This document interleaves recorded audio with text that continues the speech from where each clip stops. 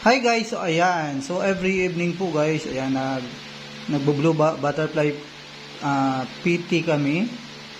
So ito ay